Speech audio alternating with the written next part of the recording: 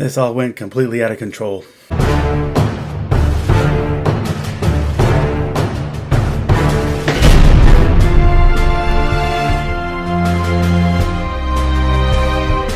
Welcome to my channel, KC. That's me, Carry Chug the Slush Storyteller. I love talking about storytelling as an art form, its many mediums, and its history. So if you like this video, please click like. If you like this channel, please click subscribe. And while you're at it, click the notification bell. Now, I don't know if it was about boosting ratings, but with the announcement of the first 3 Mickey Mouse cartoons going into public domain, came all kinds of talk from all the media outlets about other intellectual properties that will follow in the coming years. And while several will be reaching that milestone shortly after, like Mickey Mouse, you don't want to jump the gun too much over what you can use with them, because for the most part, you'll have to wait longer to get the version you want to use. Now, disclaimer, I'm not a lawyer, so I can only speculate on what character attributes may or may not be free for the picking at that initial 95-year mark. So here, I'll just point out how much longer certain character attributes came about after the initial creation, and leave you a chance to either take your chances or consult with an IP lawyer. So without further ado. So next year marks the entrance of Popeye into the public domain, at least his first and barely recognizable design in his debut in Thimble Theater Comics, drawn by cartoonist E.C. Segar. It takes a couple years for his face to fully round out before the Fleischer brothers made the cartoons, starting in 1933, so those start going into public domain in the year 2028. Now, it stands to reason that if the first incarnations of Mickey, Minnie, and Pete came into public domain, there would be several others in the Disney canon that would soon follow suit. Come 2027, this guy comes into public domain, but he initially came out with the name Daffy Duck. It was 2 years later he got the name The Goof. Then another 4 names he got the name we know him best by, Goofy. January 1st, 2029, Donald Duck hits that status. He'll just have to settle for his initial unrecognizable to most design here. 2 years after his debut, his beak shortened to where he is more recognizable for today's audience. And it will drive you nuts trying to figure out at what point his head and beak fully broaden to his most familiar design. It's as little by little as you can get. Moving on from Disney to rival Warner Brothers. Porky Pig first reaches the required age of 95 in 2029. He started out with a much more rotund body design.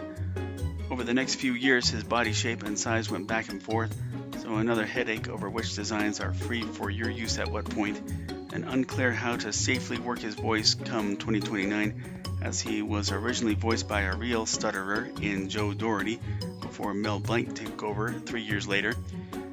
And in that same episode debuted. So Daffy Duck, we're looking at 2033. Daffy started with much the same design as today, only with a slightly narrower head and longer beak. Here he's very much the mischievous troublemaker against Porky's effort to shoot him. Who could blame him? It was a very gradual evolution for him to become obnoxious and always desperate for the spotlight.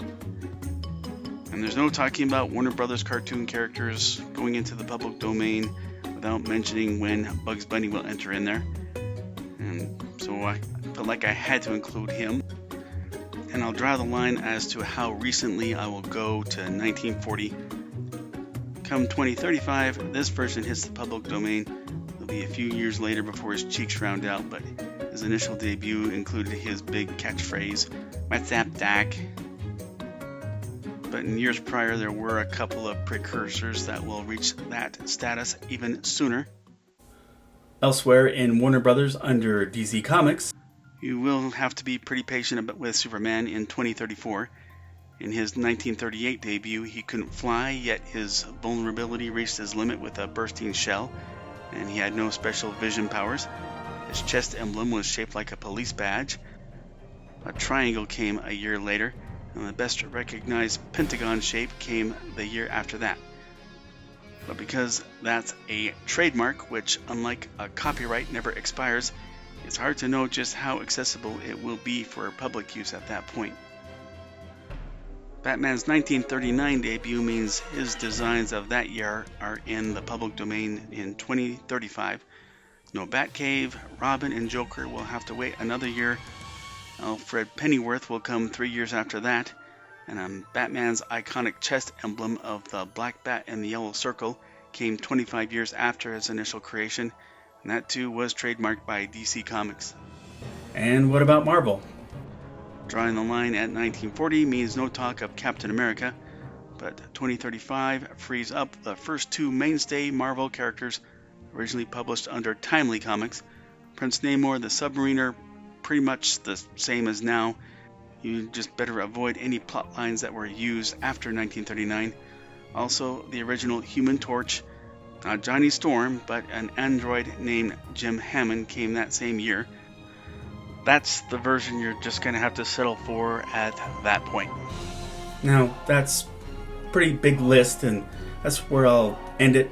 And while you can choose to take advantage of these characters' entry into public domain when it's their time, like so many have done over the years with King Arthur and Robin Hood, and even some of the Golden Age public domain characters like the Black Terror and the original form character that was called Daredevil, I'll still say it's a good thing to let your imaginations craft your own character concepts.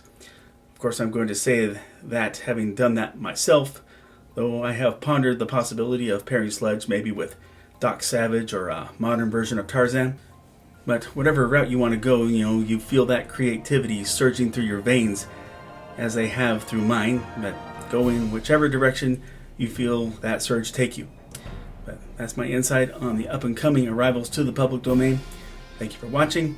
Agree, disagree, something I left out? Please let me know in the comments section. I'm going to keep saying it. Let's all look for civility amid all the bad news out there about social and political strife. Let's not hate. Let's find friends wherever we go.